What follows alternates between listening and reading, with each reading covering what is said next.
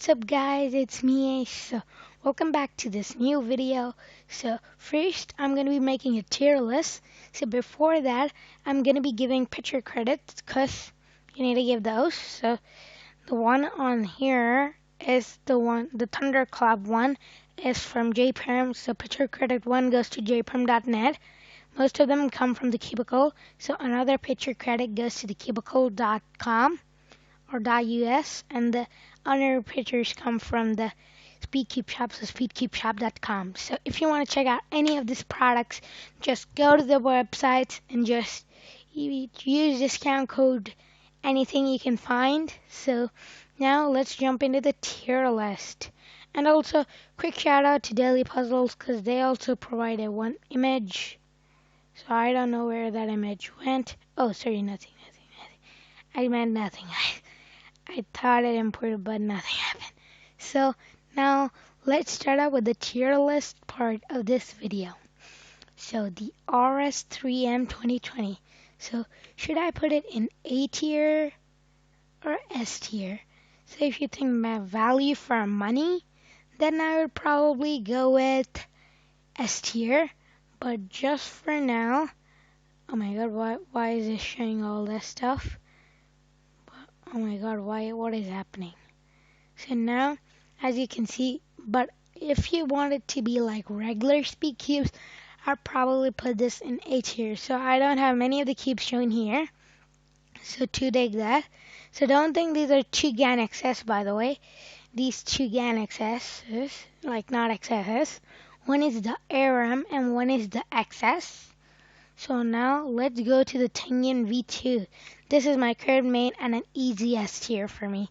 I literally love that cube. The Wall 3 Elite.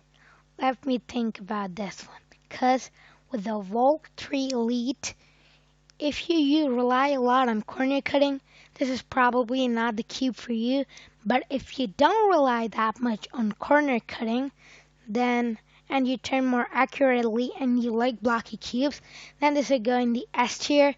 But I personally need a lot of corner cutting, so C tier. Like Matt's Walk uses it, so it can easily go into S tier. But I just use a lot of corner cutting, and it just doesn't have that much corner cutting. So, like it does have a lot of corner cutting, but it's not as effortless with the Tengun or with the Walk. So, like not the Walk, the Tengun V2 or the MGC or something like that. So C tier goes there. So the Maylong 3M. So with a bunch of lube and setup, this will easily go into S tier because I've heard this feels very similar to the GAN X. So just with a bit of setup, like I've heard that this keeps quite slow.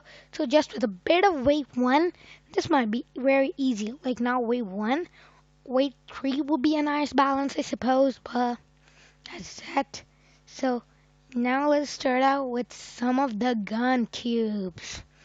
So it's getting really difficult to identify which one of these is. So for this case, I'm going to be taking this is the XS. So S tier because Max Park uses it, easy. And the ARM is just a lazy way to make money, guys. Like Cubic says it, most people say it, and Cubehead also said it, I suppose. But to me, the ARM is just GAN wanting to make money, fooling people with their stupid naming scheme saying that it's the ARM. Why not the XS Lite or something like that? Most people think that, oh, this is the new GAN ARM, whereas it's actually not the new GAN ARM. It's just a rehatch of the XS, whereas people think this should be a rehatch of the Air. So that's not that fair. So I won't be taking that as B tier. But although if you wanted a gun cube, specifically the XS, and you don't want to spend as much money, then I'd probably put this in A tier. But not for now. So the GTS3. Many people use this as their main. It's an easy S tier. The Tengun V2, V1, I put right in B tier because Like, I guess we can move the main long down to B tier as well. But the Tengun V1, the problem was that the magnets were way too weak for many people. Many people love the soft, smooth, buttery feeling, even the Tengun V2 has it, but what they didn't like is the magnets were way too weak. It's a really fast cube, and the magnets were quite weak. Although the Tengun V2, if you want to do one-handed or blindfolded, I'd close my eyes and recommend it. I'll blindly recommend it because it had really effortless turning and it had about average corner cutting and really easy slice moves. So everything's easy on this cube.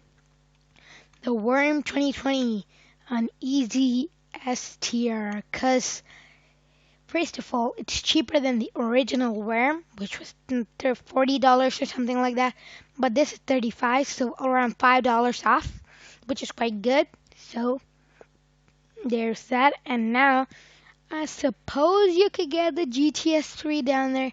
But the reason people didn't like the original Worm was the fact that it had weak magnets. To some people, the Worm was just too fast, and on the same time, it didn't have strong magnets, so it didn't work out well. People, even J-Perm recommended that you put this one right here, because it had weak magnets, and put that one there, because even though it has ridges, it has strong magnets. So, I don't know. I could throw that in there, because I've heard that the new Worm has medium strength magnets, which could help.